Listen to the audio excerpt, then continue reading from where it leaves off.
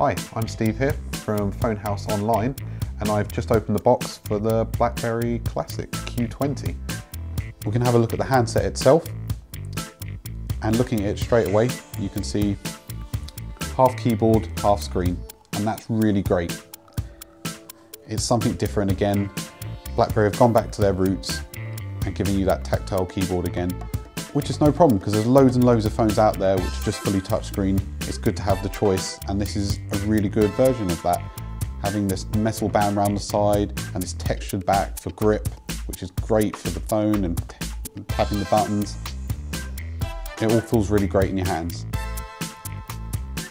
Right, we're looking at the Blackberry screen now, and you'll notice it's a bit smaller than you'd get on other smartphones, mostly because of this here, the keyboard, which is a great option to have with all these other phones that have fully touch screens. Now we have half keyboard, half screen, and you get that tactile keyboard for typing faster, obviously, and some people just find it better.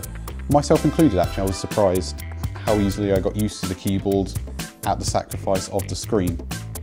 To help you along with that, it's got a nice textured back for grip and a metal band, so it feels really, really sturdy in the hands for typing, switching back and forth. And then on top of that, you've got this little trackpad here.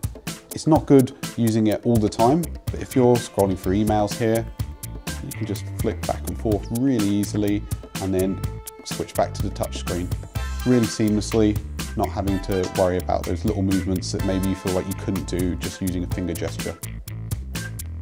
Right, now we're having a look at the cameras.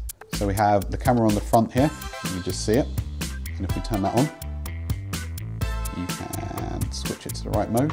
You can see my face. The quality on the front camera isn't amazing. It's 2 megapixels, but as you can see here, it's kind of perfect for video and stuff like that. So if you want to do a quick video call to someone, it's going to be absolutely fine. But the back one is a little different.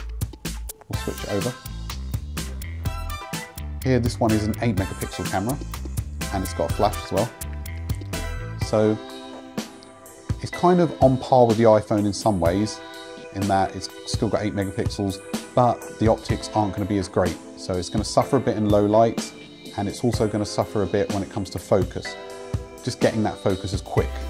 But otherwise it's quite a good point and shoot camera if you're not too worried about the quality being amazing.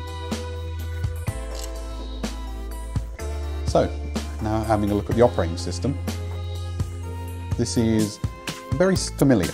You'll notice like Android and iPhone all have that roll of apps on the front here.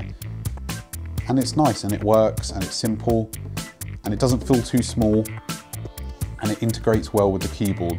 So if we open up an app here, so say contacts or the camera, and then we just hit back, it comes out really quickly. But then if you come back and back again, it really quickly closes out of multitasking, which is a lot quicker than something like the iPhone or an Android phone where you'd have to then go into a secondary button and then swipe it out. You just get them little things with this. If we tap the phone button, you can really quickly go into your contacts, which again, there's always going to be software features that can enable other phones to do that, but it's much quicker here. And again, just closed it out of the application and quit it extremely quickly. So the operating system looks really nice as well. It's actually one of my favorite looking operating systems, just with the really simple icons and the really flat look to it. I think it works really well. I'm running this operating system, we're going to have a Snapdragon chipset in it. It's also dual core, 1.5 gigahertz processor. All you really need to know about that is it runs really smoothly. It's not the super best up-to-date chip, but everything you're going to want to do on a Blackberry is great. You could play some games on it fine. Even some of the more hard-wearing 3D ones, it's going to have a go at, and it's probably going to work quite well in testing. And it's got 2 gig of RAM, which the newer phones have only just started to get. If you've ever had an older phone and you notice stuff refreshing all the time and having to wait, you're not going to notice that so much in here, especially when you're going to have a lot of emails and messages open, internet browsers. It's going to feel quite quick and easy to switch back and forth between things. And on just to the end highlights here, if we have a look at the keyboard and screen again, because I think that's a highlight. You can choose between having a phone that has a complete screen or have the keyboard here. And along with that, it being a really high quality handset, it feels really nice, especially the grippy back and the metal sides here with the buttons, all the buttons here, they all feel really nice. It doesn't feel cheap in any way, it feels really sturdy and well made. And another highlight, as I mentioned just a little bit ago, is the Android app integration. It's really opened up a whole new world for users. And that was our look at the BlackBerry Classic.